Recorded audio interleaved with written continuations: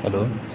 जमाबंदी जमाबंदी पंजी प्रति जो भरना है उसमें सबसे पहले ये है कि जो नाम रहेगा उसी का करेक्शन करना है। ये नहीं कि हाँ दादा की ज़मीन है तो पोता लिख देगा, दादा नहीं है तो ऐसा नहीं करना है। जो नाम है उसी को करेक्ट करके लिखना है, अगर गलत हो तो, नहीं तो उसी तरह से छोड़ देना है। ठीक है।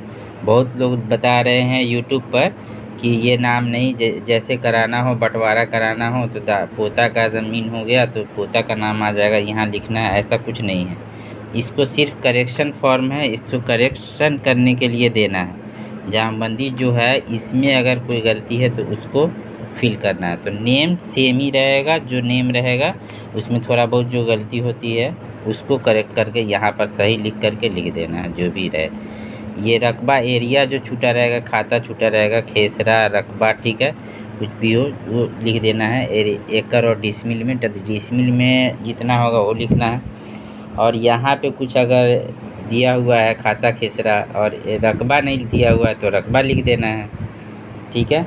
और इसमें जितना छुट्टी हुई है सब चौहद्दी के साथ में लिखना है। हाँ, ये याद रहे कि नेम सिर्फ वही करेक्शन करना है जो नाम दिया हुआ है उसी को, नहीं कि पोता का नाम यहाँ पे लिख देना है।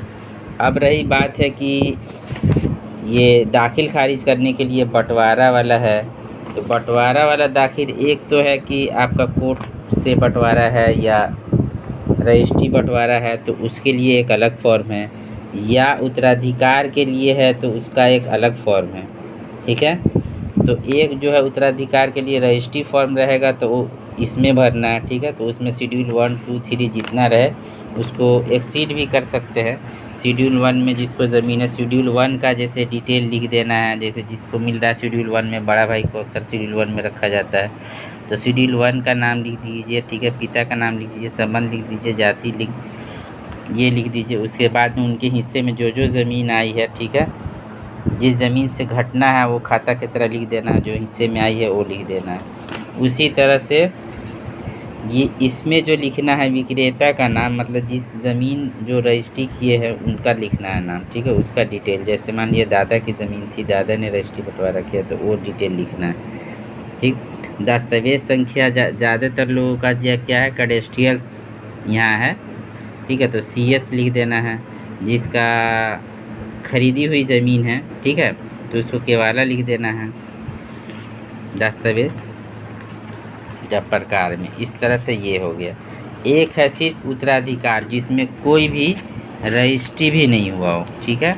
डायरेक्ट है जमाबंदी में, मान लिया 2 बीघा ज़मीन है और हम 4 भाई हैं तो 3 भाई हैं, जितने भाई हैं उतने भाई पे जाना है पूरा नाम, इसको अलग अलग नहीं करना है, सिर्फ नेम ट्रांसफ़र करना है। ठीक है। तो इसके लिए ये है। ठीक है। वंशज का नाम जो रहेगा, ठीक है, जिससे अर्जित किए हुई ज़मीन है उनका नाम दे दीजिएगा। पूर्वज का नाम हो गया, पिता का नाम, उनका संबंध।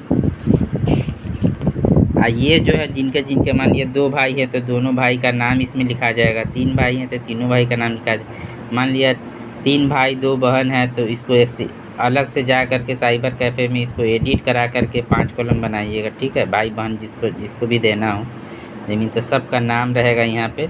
और उसके बाद में इनका जो है जिनके पूर्वज जो थे, जिनका मान लिया दादा का परदादा का जिनका भी नाम हो तो उनका नाम देना है ज़मीन में। उसके बाद में जितना उस जमाबंदी में, दादा और परदादा के जमाबंदी में जितना जो खाता खेसरा है, ठीक है, वो सब इस पे चढ़ा देना है। ऑटोमेटिक सब भाई के नाम पे नया जमाबंदी कायम हो जाएगा। ये सबसे आसान है। इसके लिए आपको बंटवारा करने का, पंचनामा बंटवारा या रजिस्ट्री बंटवारा, कोई भी बंटवारा करने की ज़रूरत नहीं पड़ेगी, नहीं कोई एक्स्ट्रा कुछ करने की ज़रूरत नहीं पड़ेगी। ये बेस्ट है। चलिए, अब सबसे बड़ी ज़रूरत बात हमको यही लगा था कि जमाबंदी पंजी प्रति में कोई भी सिर्फ नेम, खुद ही वही नाम करेक्शन करना है जो गलत हो। दादा का नाम है तो दादा का नाम ही लिखना है, फादर का नाम है तो फादर का ही नाम लिखना है, ये नहीं कि यहाँ पे अपना नाम लिख देना है। इसको ध्यान में रखना है। ठीक है। ओके।